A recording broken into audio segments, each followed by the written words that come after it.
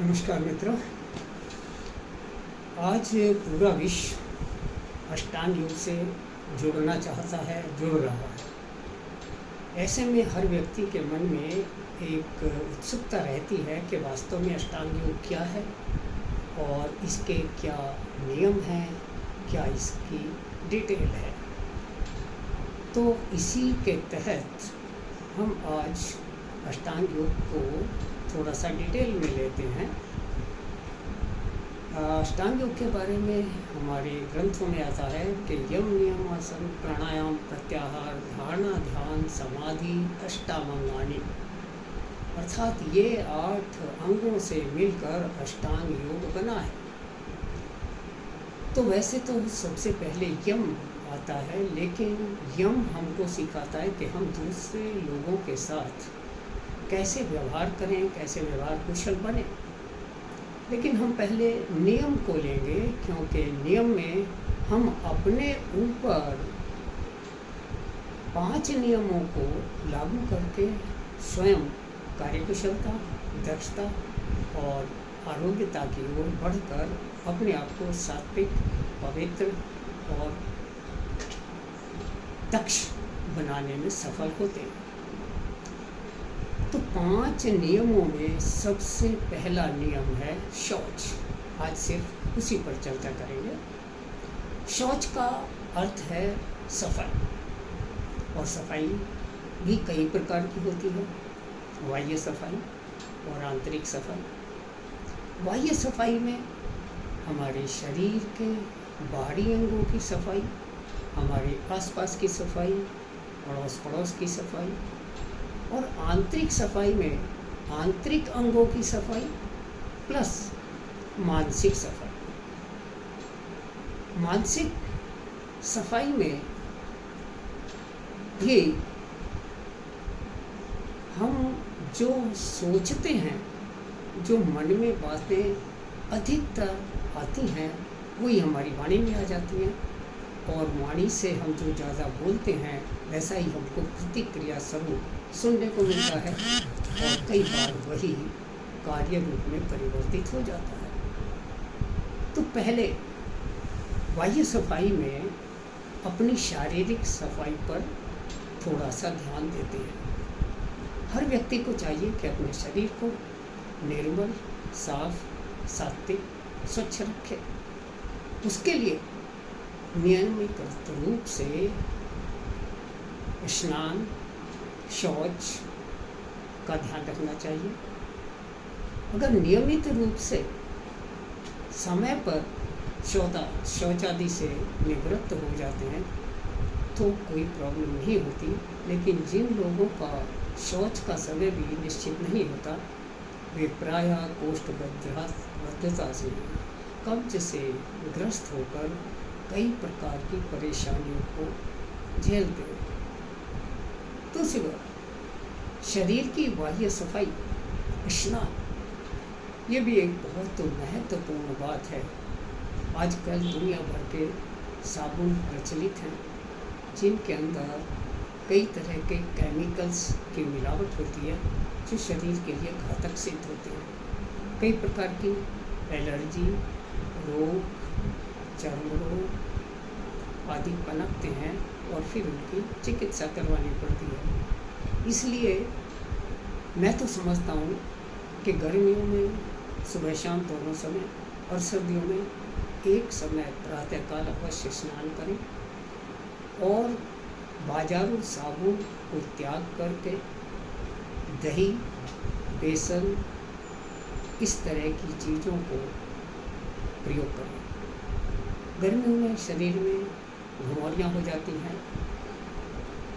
उसके लिए अगर हम मुल्तानी मिट्टी का लेप करके सूती कपड़े से अच्छी तरह रगड़ कर नहाएं तो बहुत अच्छा परिणाम सामने आता है।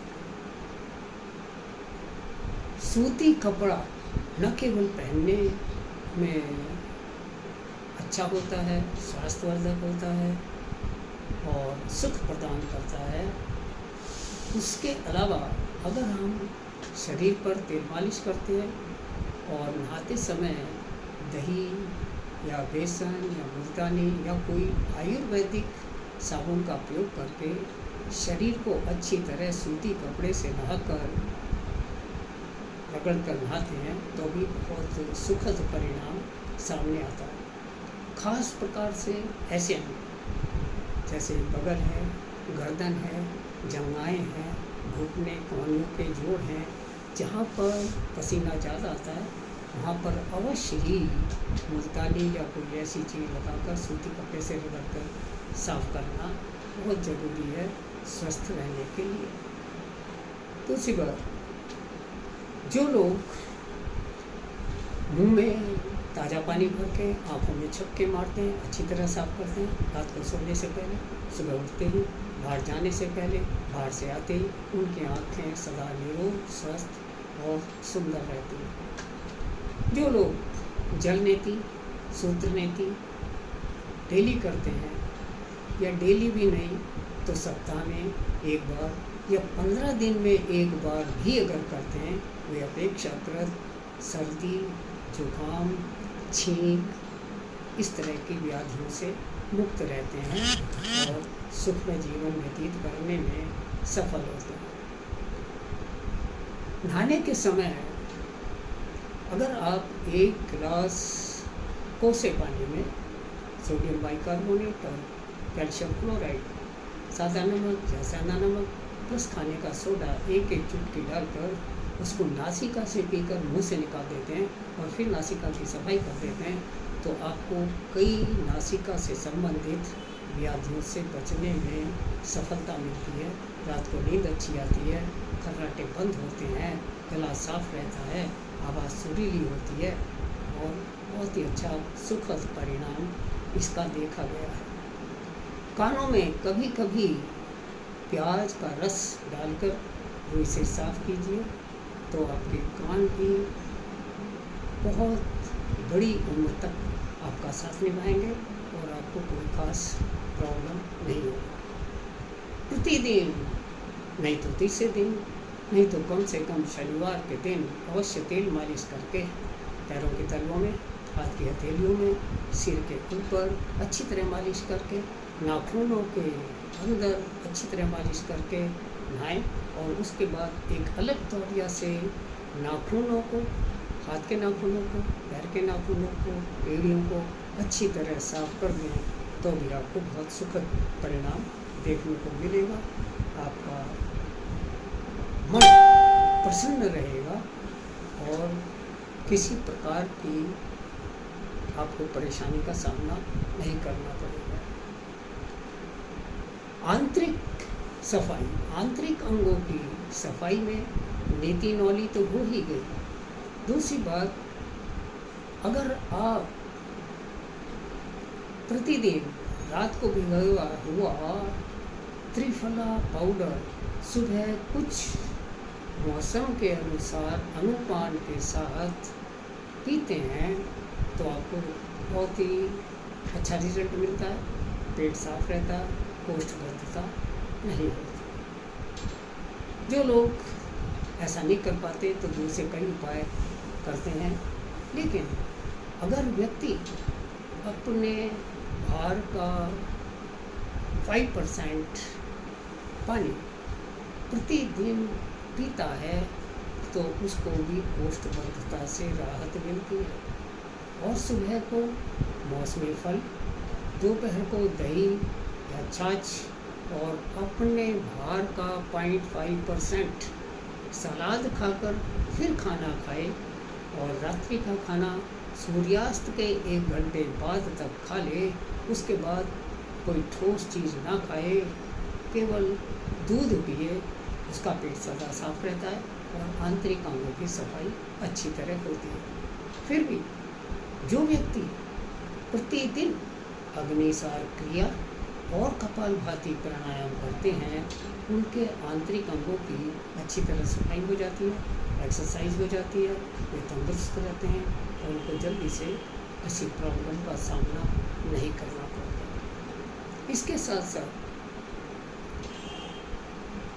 महीना 2 महीने में एक बार अगर आप एनिमा लेते हैं, गणेश क्रिया करते हैं तब भी बहुत ही चमत्कारिक परिणाम आपके सामने आता है और आप सदा प्रसन्न चित्त रहते हैं। मन की सफाई के लिए अगर आप डेली अनुलोम विलोम प्राणायाम करते हैं 15 से 25 मिनट तक, तो आपका मन प्राणायाम करने में लगता है तो फालतू विचारों से मन मुक्त होता है, मन को साफ रखने में सहायता मिलती है। इसके अलावा अगर आप प्रतिदिन 1-2 घंटा ध्यान करते हैं तो गजब का लाभ होता है।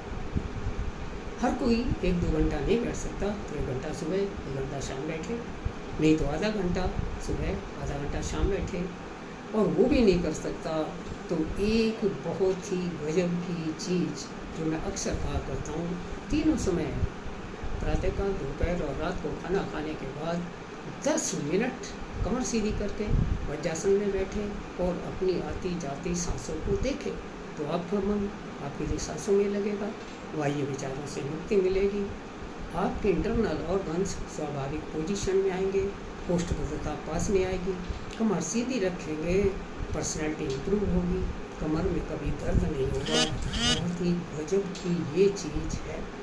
अगर इसी को रात को सोने से पहले 10 मिनट आप बैठ जाते हैं तो आपको नींद अच्छी आती है, तो 3 मिनट में ही नींद आ जाती है, रात को सपने कम दिखते हैं, और सुबह उठते ही अगर ऐसे बैठ जाएँ तो आप सारे दिन मोटिवेटेड रहते हैं, अपने स्वास्थ्य के प्रति सजग रहते हैं, आपको जल्दी से कोई भी व्याधि, ना शारीरिक, ना मानसिक, ना आत्मिक, ना सामाजिक, कोई भी व्याधि आपके पास नहीं फटकती, और आप हर तरह से सफल, सुखद, आनंद में जीवन जीने में सक्षम हो जाते हैं। तो ज़्यादा बात सुनने की किसी को फुर्सत नहीं, ज़रूरत भी नहीं समझते कई लोग, इसलिए आज सिर्फ इतना ही। अगले एपिसोड में हम संतोष के बारे में बात करेंगे। संतोष भी सोच की तरह ही बहुत ही उपयोगी और आवश्यक नियम है। तब तक के लिए धन्यवाद, नमस्कार। अगर आपको इन बातों में कुछ भी सार्थकता लगती हो, बनावटी ना लगती हो, तो इस एपिसोड को लाइक कीजिए, शेयर कीजिए और सब्सक्राइब भी कीजिए। धन्यवाद।